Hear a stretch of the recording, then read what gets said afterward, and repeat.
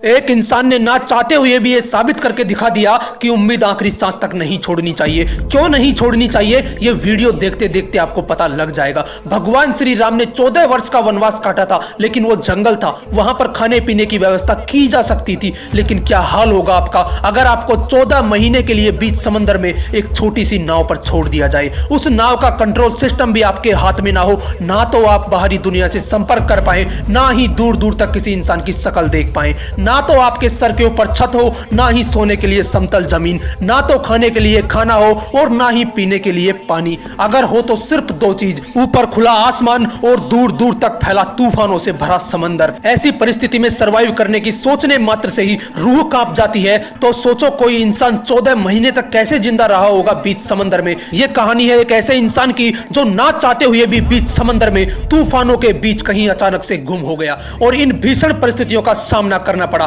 पूरी पृथ्वी पर जितनी भी जमीन मौजूद है उसे मिला भी दिया जाए तो भी उससे 3 गुना बड़ा है पैसिफिक ओशियन। अगर यहां कोई खोता है तो बहुत कम चांस होते हैं कि उसे ढूंढा जा सके। यह कहानी है सैल्वाडोर एल्वरंगा की, जो मैक्सिको का रहने वाला एक मछुआरा था। वो रोज पैसिफिक ओशियन से मछलियां पकड़कर अपने परिवार का गुजारा करता था। रोज की ही तरह 17 नवंबर 2012 को वो अपने दोस्त कोर्डोबा के साथ मछली पकड़ने के लिए समुद्र में गया। जिस नाव में बैठकर वो मछली पकड़ने जा रहे थे वो 7 मीटर लंबी थी। वो नाव ऊपर से पूरी खुली हुई थी, मतलब कि उस नाव के ऊपर कोई छत नहीं थी। उस नाव के अंदर सिर्फ एक छोटा सा आइस बॉक्स था जिसमें वो मछली पकड़कर रखते थे और उस नाव को चलाने के लिए एक छोटी मोटर लगी हुई थी। उन्हें इस बात का अंदाजा हो चुका था कि तूफान आने वाला है, लेकिन मछलियां पकड़ने के लिए वो फिर भी समंदर में उतरे और रिस्क लेकर किनारे से 120 किलोमीटर दूर पैसिफिक ओशियन की तरफ बढ़े। रात के करीब 1 बजे वो समुद्री तूफान की चपेट में आ गए।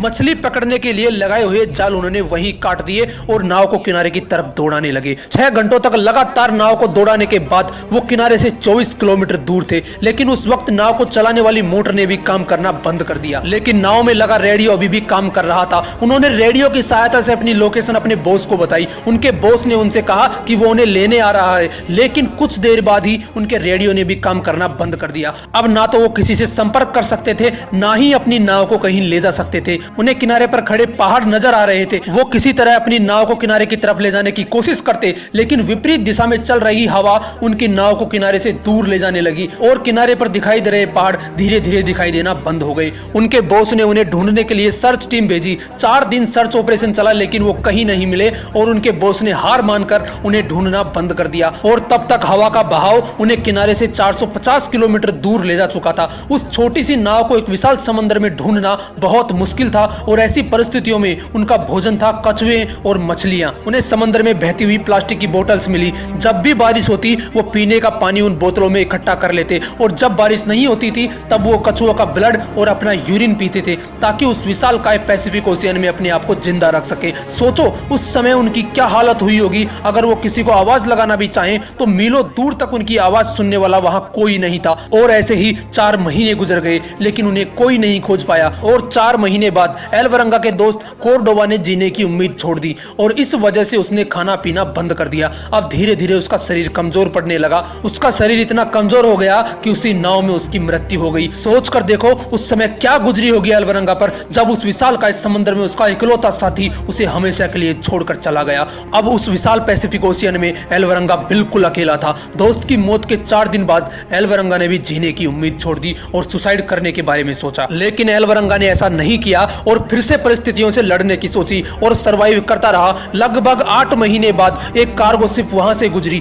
एल्वरंगा ने वहां से खड़े होकर इशारे भी किए, लेकिन नाव छोटी होने के कारण किसी का भी ध्यान उसकी तरफ नहीं गया और शिप सीधा निकल गया। महीनों से वो जिस घड़ी का इंतजार कर रहा था वो आखिरी उम्मीद भी उसके बहुत करीब से निकल गई। सोचकर देखो उस समय उस पर क्या गुजरी होगी। वो फिर से उसी समुद्र में अकेला रह गया। 11 महीने के अंदर वो उसी छोटी सी नाव से 8000 किलोमीटर का सफर तय कर चुका था। इन 11 महीनों में उसने कड़ाके की धूप, कंपकपा देने वाली सर्दी और बरसात को सहा और फिर भी उसकी जंग जारी थी। आखिरकार 30 जनवरी 2014 को उसे पानी में तैरते हुए नारियल और आसमान में उड़ते हुए पक्षी दिखाई दिए। एल्वरंगा समझ गया कि जमीन कहीं आसपास है। एल्वरंगा को एक टापू दिखाई दिया। उस समय वो टापू उसके लिए किसी स्वर्ग से कम नहीं था। उसने तुरंत नाव से जंप लगाया और तैरकर उस टापू पर पहुंचा। 438 दिनों के बाद उसने जमीन पर पैर रखा था। उस टापू पर उसे एक घर दिखाई दिया और वहां पर और 438 दिनों बाद उसकी किसी इंसान से मुलाकात हुई। उसके बाद वो अपने घर गया और अपनी इस पूरी जर्नी की एक किताब लिखी। ना चाहते हुए भी उस बंदे ने एक ऐसा वर्ल्ड रिकॉर्ड बना दिया जिसे कोई नहीं तोड़ना चाहेगा। दोस्तों, ये कहानी हमें एक बहुत बड़ी सीख देती है कि हमें आखिरी सांस तक हार नहीं माननी चाहिए। अगर उसका दोस्त भी हार नहीं मानता तो वो भी आज जिंदा होता। इसलिए हमें आखिरी सांस तक हर संभव प्रयास करना चाहिए। और एक बात जो मैं मेरी वीडियोज में अक्सर बोलता हूँ, कोशिश करो जब तक ऊपर वाला दम ना निकाल दे। आए हो निभाने किरदार जमी पर तो कुछ ऐसा कर दो कि जमाना मिसाल दे।